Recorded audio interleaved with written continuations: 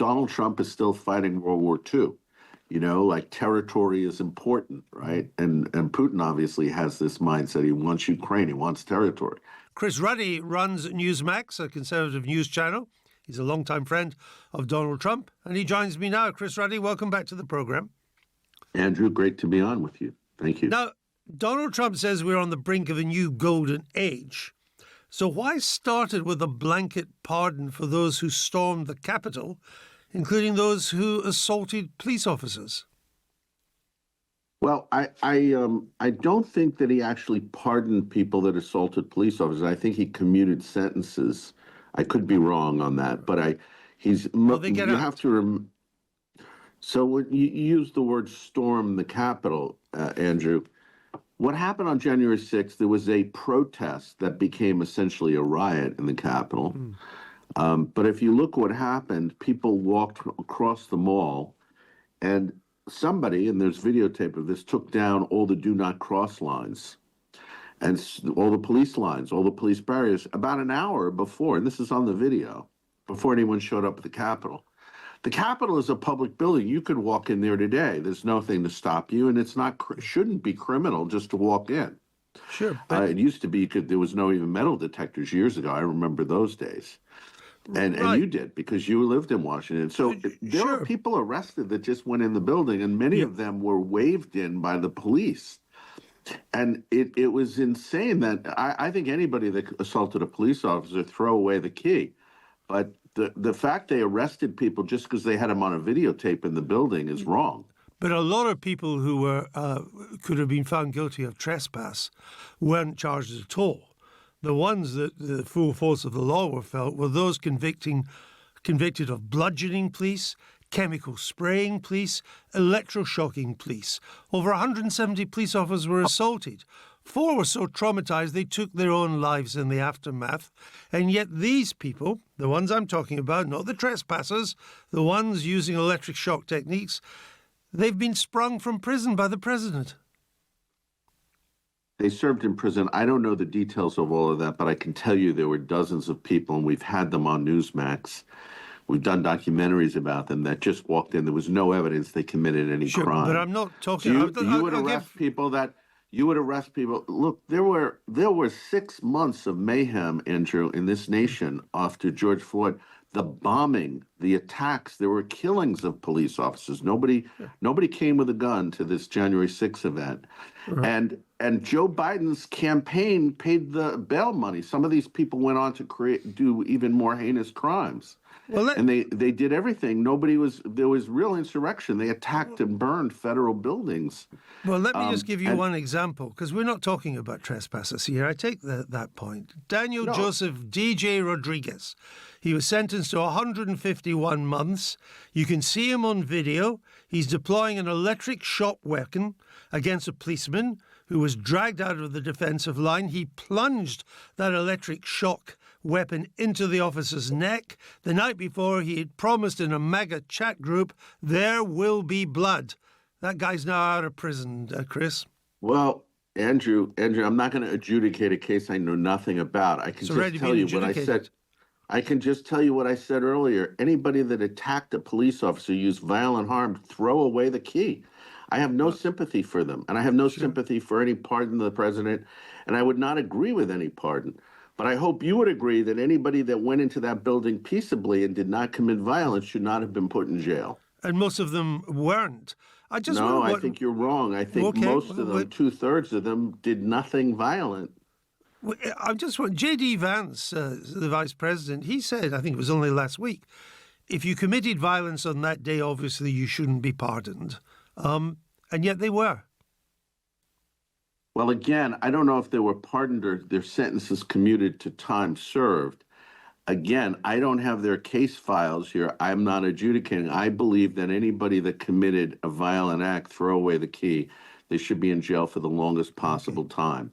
All right. So I have no sympathy for anybody that did violence. Let's stand back a little bit, Chris, if you will. I mean, he's only been in power for now about 24 hours, but there's already seems like he's been there forever. There's so much being done. How do you see this early, almost frenetic a man in a hurry kind of start?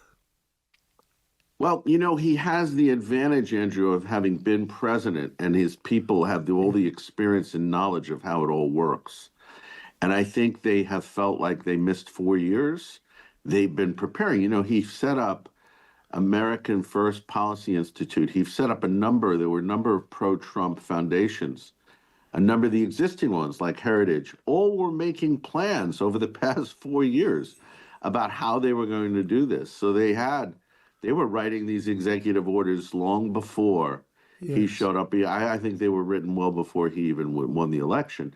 They were planning, and they don't want to waste time. They know they only have 4 years. And I'm not sure the Republicans are going to win in 4 years. Donald Trump is an unusual candidate.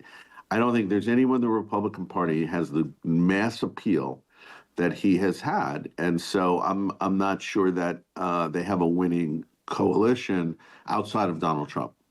Oh, that's interesting.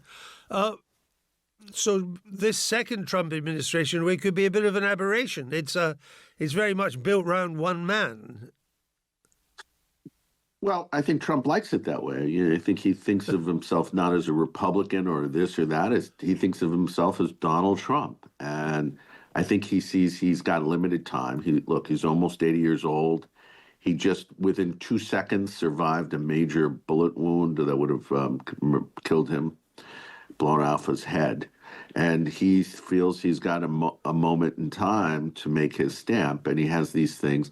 I think where he was much more tempered and restrained in the first, concerned about political implications about things, I think this time, after having gone through what he did in the past 4 years, I think he feels like the restraints are off and that he should just do whatever he feels he should do.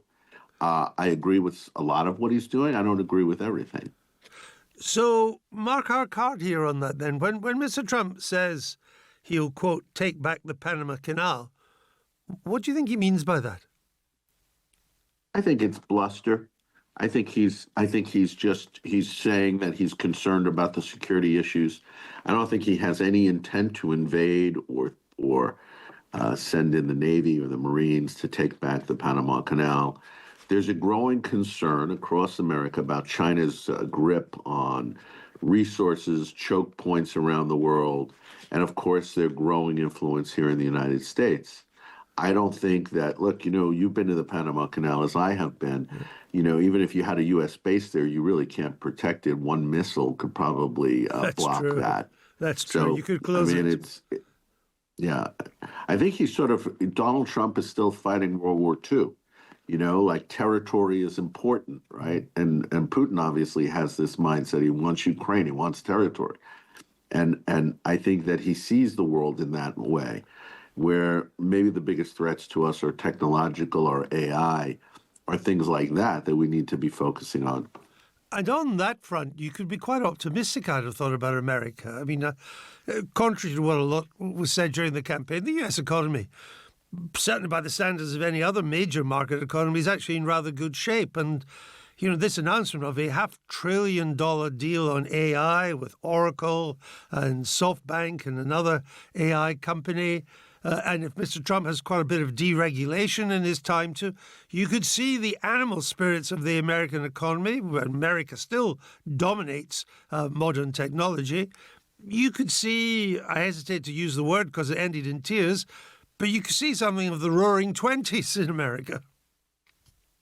Well, we hope he's going to I think he'll be able to get through a big tax cut in the next 90 days. And that's very focused on corporate America.